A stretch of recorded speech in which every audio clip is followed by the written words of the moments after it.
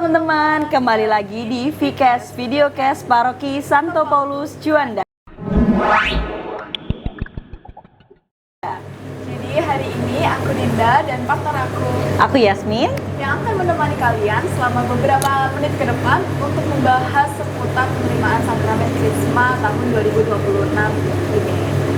Jadi di sebelah aku ada dua orang tamu. Itu merupakan panitia penerimaan sakramen Krisma sendiri. Mungkin bisa perkenalan dulu. Halo semuanya, perkenalkan aku Reza. Terus nih, Kalau boleh tahu, di kepanitiaan ini Kak Reza sebagai apa? saya di Kepanitiaan Krisma ini sebagai ketua pelaksanaan penerimaan sakramen Krisma.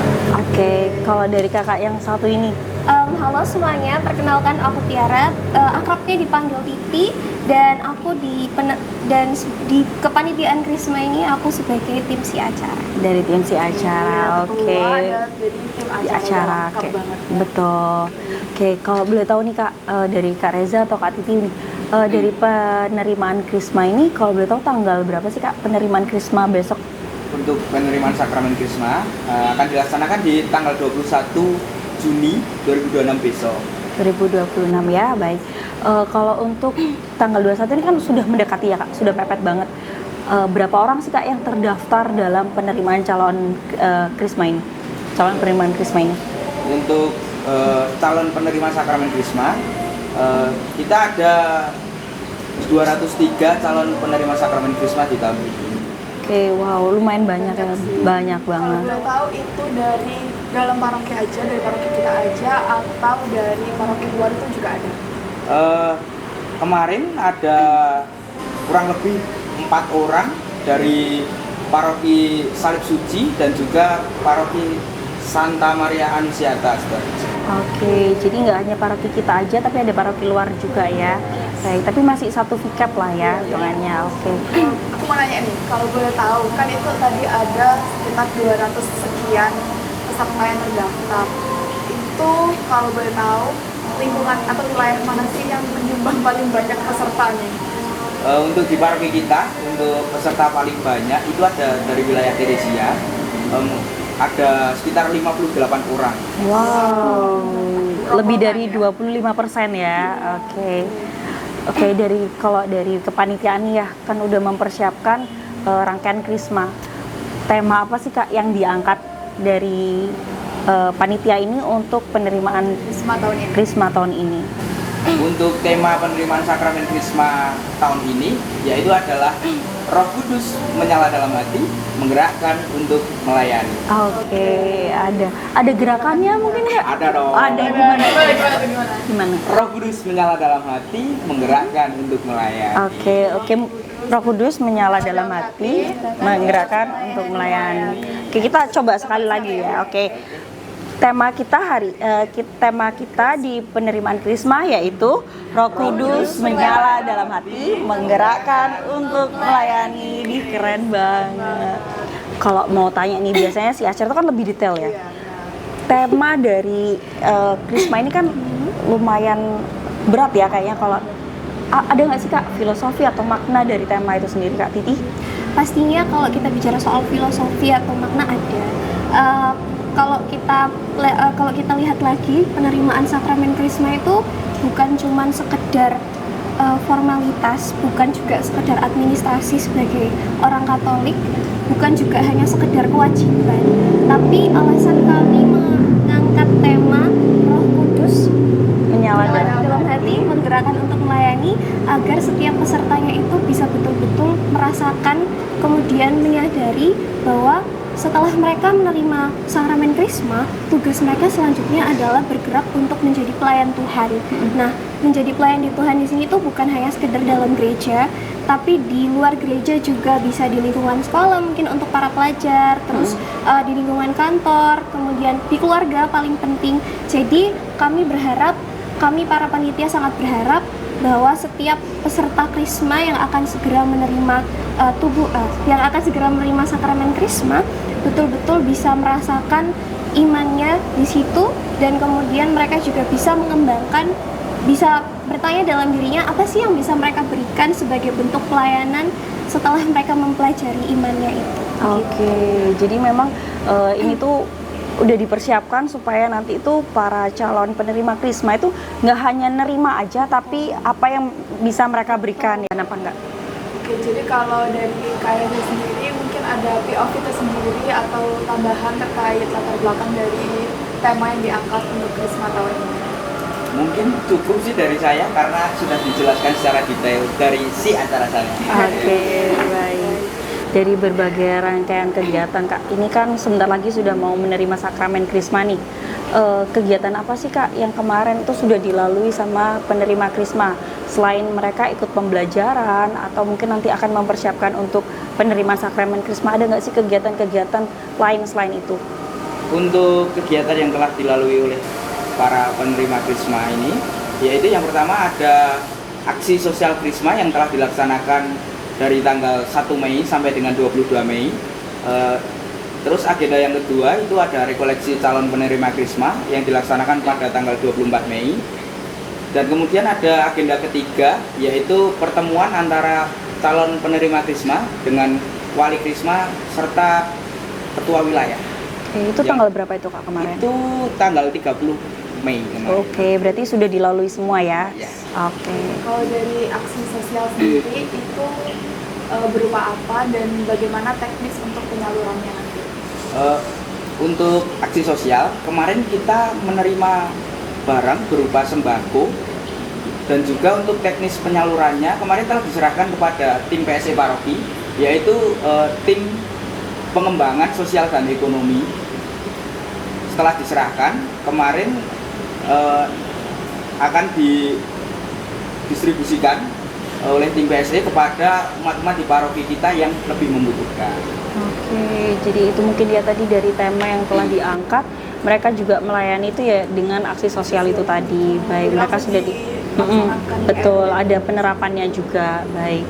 Kalau untuk rekoleksi sendiri Kak, rekoleksi kemarin tuh teknisnya seperti apa sih? Itu kan 1 hari ya, 24 Mei aja. Itu seperti apa? Apakah mereka mendapat pembekalan lagi ataukah mereka rekoleksi ini untuk refresh diri atau bagaimana rekoleksinya kemarin?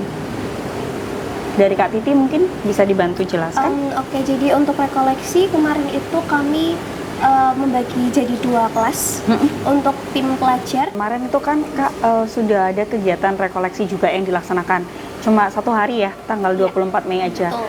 Boleh diceritakan nggak sih Kak teknis rekoleksinya itu seperti apa? Apakah mereka ada pendalaman iman lagi atau pembekalan lainnya seperti apa?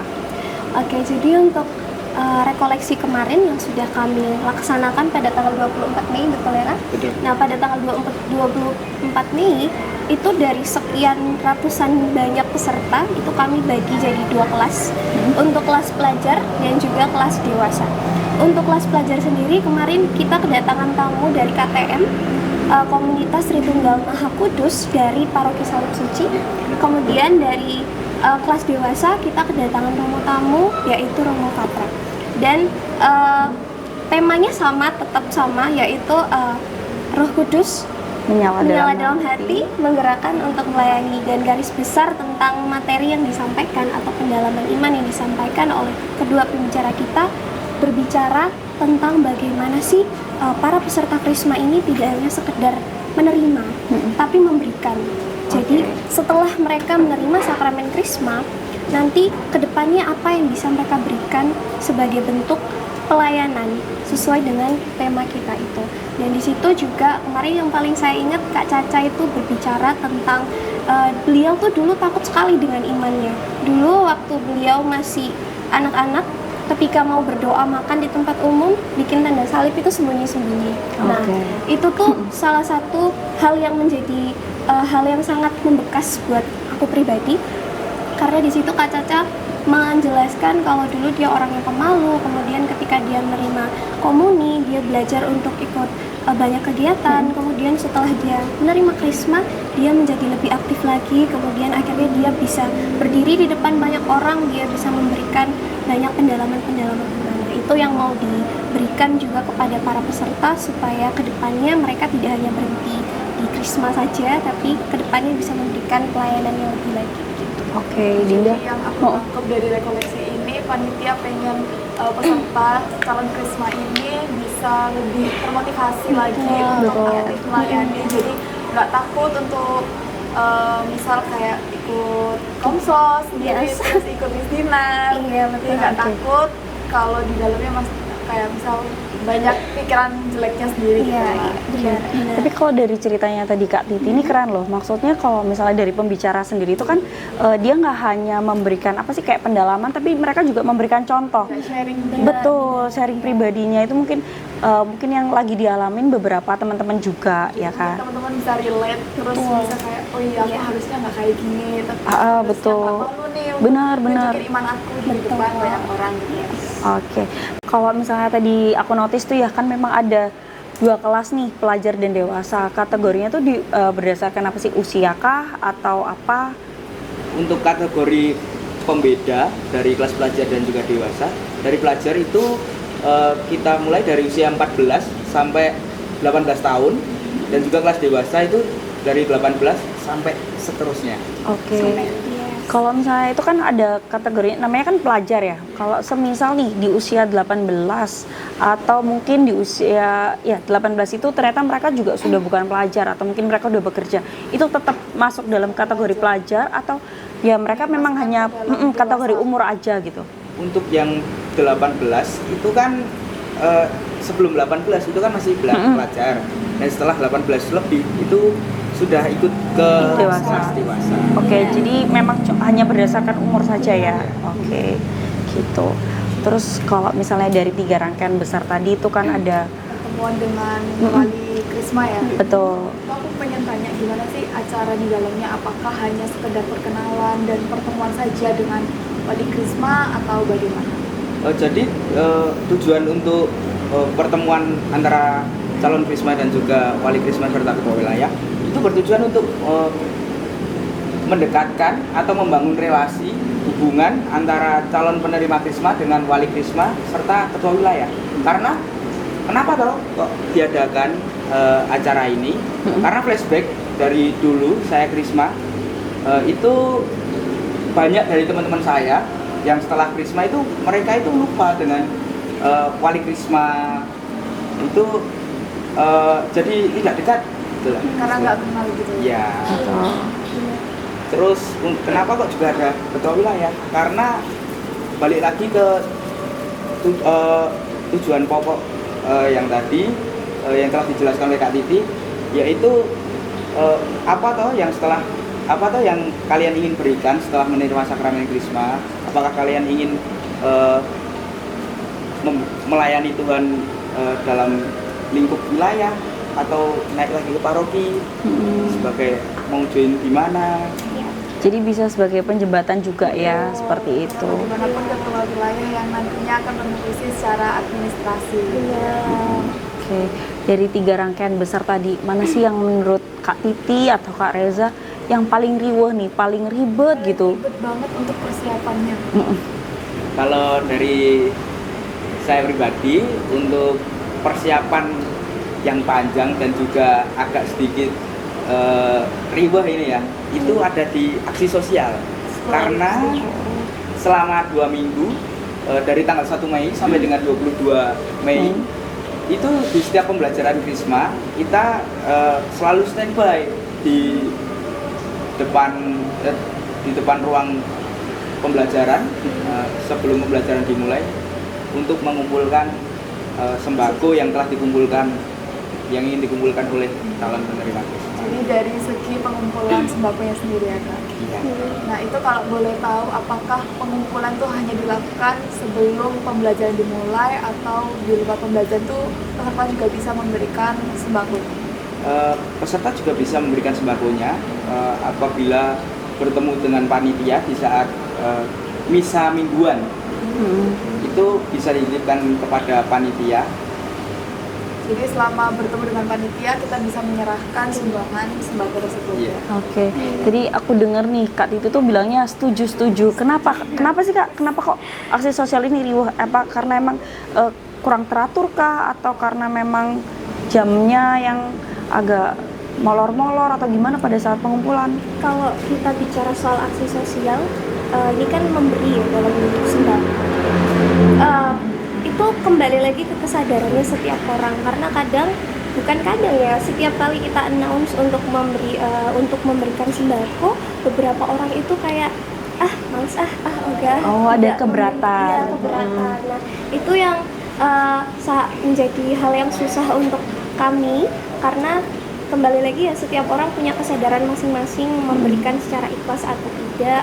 Kemudian juga kami juga tidak bisa maksa kalau misalkan mereka tidak memberikan. Nah, itu yang menjadi hal yang riuh dan susah untuk kami juga, terkait keterlambatan. Ada yang ngasihnya telat banget, terus juga kayak itu ada yang tidak ngasih gitu. Oke. Tapi sebenarnya kayak dibatasin nggak, kalau misalnya kayak dari kesadaran diri itu kan berarti tergantung mereka ya mau ngasih atau enggak. Tapi sebenarnya dibatasin nggak sih kalau misalnya sembako ini harus berapa beratnya atau berapa biji atau bagaimana?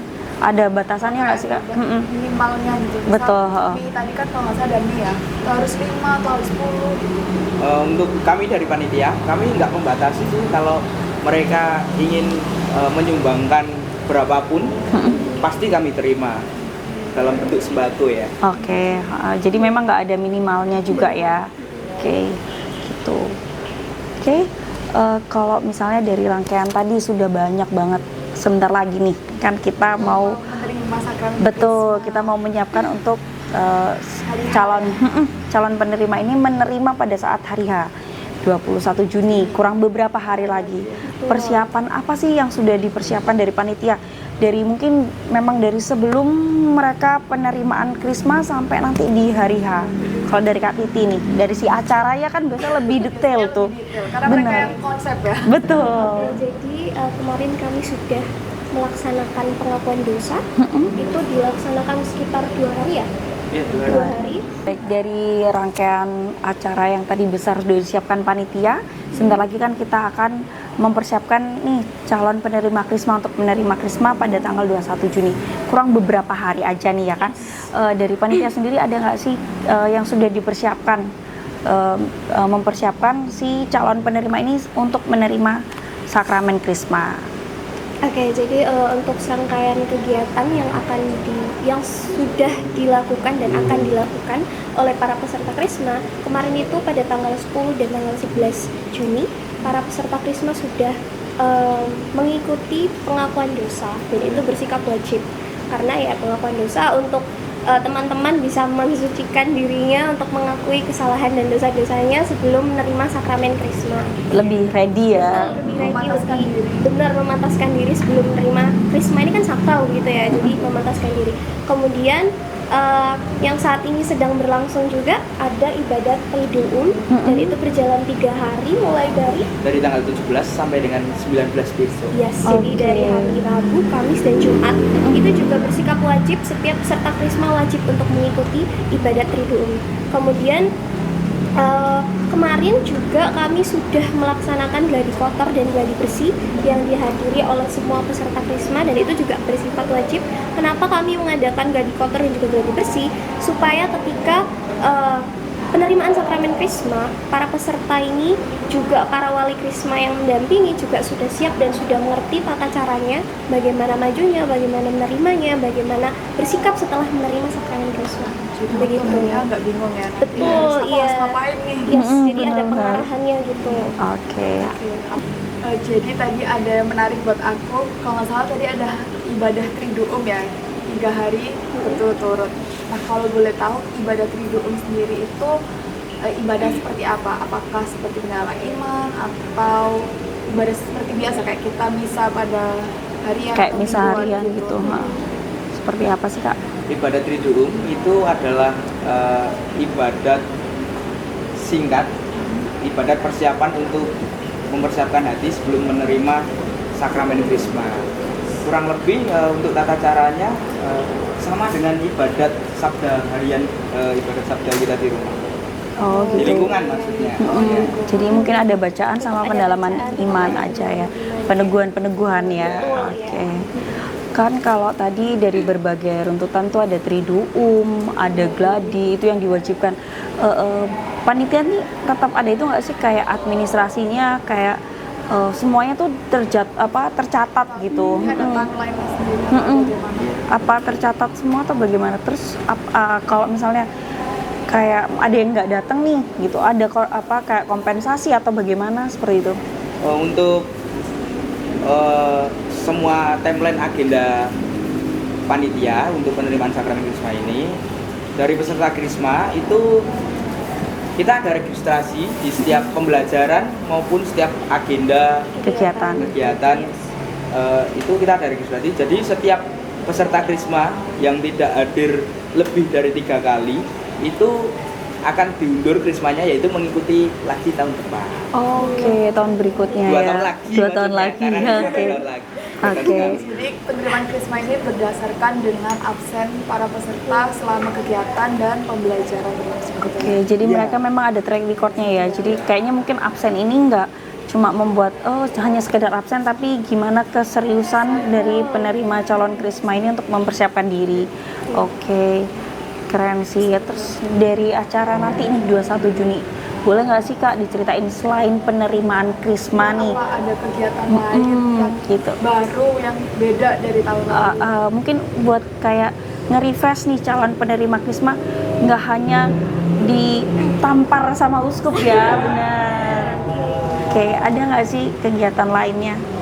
Spill nih ya. Boleh. Spoiler sedikit dong Kak. Jadi besok setelah misa penerimaan sakramen Krisma itu akan diadakan talk show bersama Bapak Uskup. Oh wow.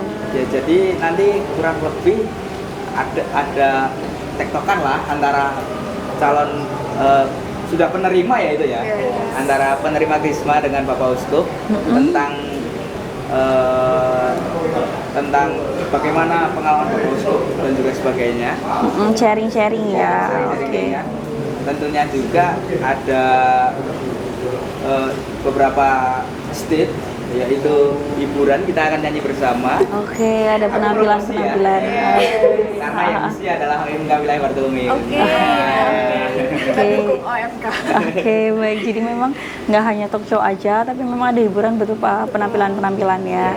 Keren banget sih. Jadi peserta nggak cuma ditampar waktu penerimaan aja, tapi dari talk show itu juga peserta bisa mendapatkan insight lebih banyak lagi dari Bapak Uskup sendiri. Jadi merasa lebih dekat ya. Nggak tiba-tiba kaget aku ditampar gitu. Oke, Kak. Ini kan acara yang cukup panjang nih. Kalau misalnya dari serangkaian tadi nih penerima Krisma itu kan panitianya dari OMK ya. Itu termasuk program kerja OMK yang pertama atau kedua ataukah bagaimana atau gimana ini? Kebetulan sebagai panitia Krisma ini adalah proker kita yang pertama, karena kita baru dilantik di bulan April kemarin ya. Kita Dilantik langsung ada Iya. program. Langsung ditodong. Iya. Oke, program kerja. Kalau dari pembentukan itu apakah dari panitia sendiri kah atau dari maksudnya dari OMK sendiri itu langsung membentuk sebuah panitia atau ada Kemarin untuk pembentukan panitia itu dipilih dari beberapa pengurus, nggak semuanya jadi karena kita ada tabrakan di situ, ada 2 agenda yang akan dilaksanakan, karena ada juga agenda Krisma dan juga agenda perarakan acara pembukaan bulan Maria. Oh, Mei kemarin ya. Oke, keren banget sih. Jadi kemarin dipecah jadi 2 timnya. Oke. Kalau dari ini kan tadi bilang proker pertama ya. Gimana sih perasaannya? Apa sih yang dirasain nano-nanonya itu? Awal dilantik terus tiba-tiba acaranya betul 2 bulan nih, 2 bulan proker 3 bulan ya. Oh, 3 bulan. Oke. lama ya. Oke, gimana tuh, Kak? Jadi ya agak shock aja sih, Syok. anak bau kencur. Tiba-tiba dikasih Pertama. proker gede. Ya. Kalau dari Kak Titi sendiri merasa kayak waktu awal dilantik nih kan udah siap nih ya menjadi pengurus di OMK, terus masuk di kepanitiaan Krisma yang kegiatannya rangkaiannya hampir 3 bulan, panjang seperti itu. Pasti ada titik jenuhnya, mungkin nano-nanonya itu bagaimana sih Kak?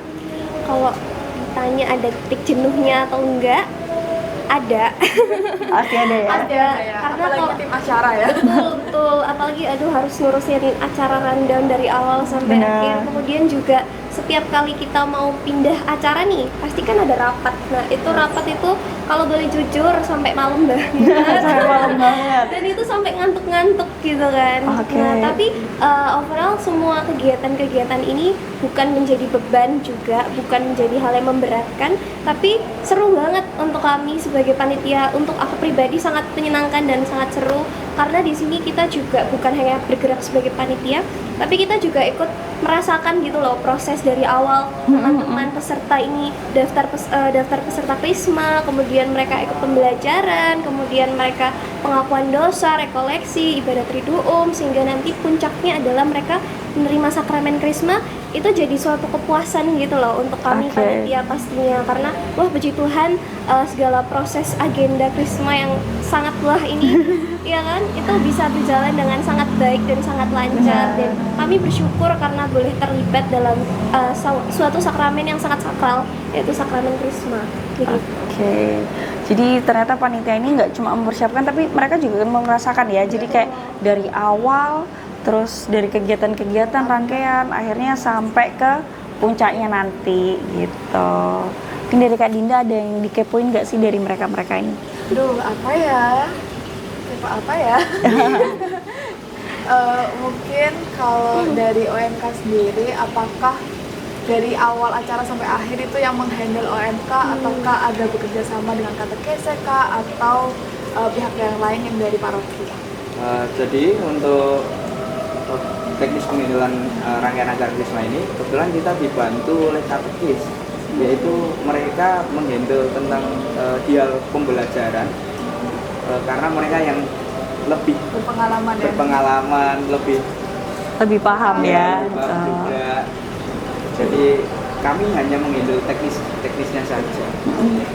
Oke, jadi memang kalau dari OMK ini karena dia di kepanitiaan memang hanya menghandle teknis-teknis aja ya. Terus kalau misalnya untuk materi memang dari kategori itu aja. Oke, keren banget sih Kak. Terakhir ya, mungkin harapannya nih dari panitia OMK ke peserta calon penerimaan Krisma itu Iya. apa sih? Mungkin ada yang mau rekrut gitu kan. Masih seger-seger, betul. Dari Kak Reza dulu mungkin. Oke, untuk teman-teman yang telah menerima sakramen Krisma, setelah menerima sakramen Krisma jangan menghilang ya. Ayo kita layani Tuhan Yesus dengan join OMK. Oke. Promosi. Iya, oke. Dari Kak Titi. Oke. Harapan kita dari panitia pastinya kita mau ingetin reminder lagi untuk para peserta Krisma yang nantinya akan menerima sakramen Krisma. Ingat, ini bukan garis finish, tapi baru start. Dimana kalian baru mengenal, dimana kalian baru mempelajari iman kalian, baru mendalami dan dikuatkan dengan tamparan Bapak Uskup. Pastinya udah terbuka itu kan. Nah, jadi betul yang dibilang sama Mas Reza tadi, jangan menghilang, bergeraklah lebih aktif lagi sesuai dengan tema kita tadi. Allah menyala dalam Roh Kudus menyala dalam hati, menggerakkan untuk melayani. Begitu. Oke. Jadi lebih aktif lagi ke depannya. Oke. Begitu. Itu sih Kak. Keren banget. Oke. Jadi mungkin segitu aja nih obrolan kita pada hari ini. Aku mau mengucapkan terima kasih banyak sudah menyempatkan dan meluangkan waktunya untuk datang dan sharing-sharing Betul. tentang proses Penerimaan Krisma. tahun Oke. ini. Sampai udah di spill loh, udah di spoiler Udah sedikit. Spoiler sedikit loh. Nanti Betul. acara hari H ada apa aja. Oke. Baik. Mungkin sudah cukup dan berakhir obrolan kita pada hari ini. Aku mau mengucapkan terima kasih sebanyak-banyaknya untuk Kak Reza dan Kak Titi yang sudah meluangkan waktunya untuk ngobrol dan sharing-sharing sama teman-teman semuanya terkait penerimaan sakramen Krisma ini. Oke. Terima kasih dan sampai ketemu di episode selanjutnya. Bye bye.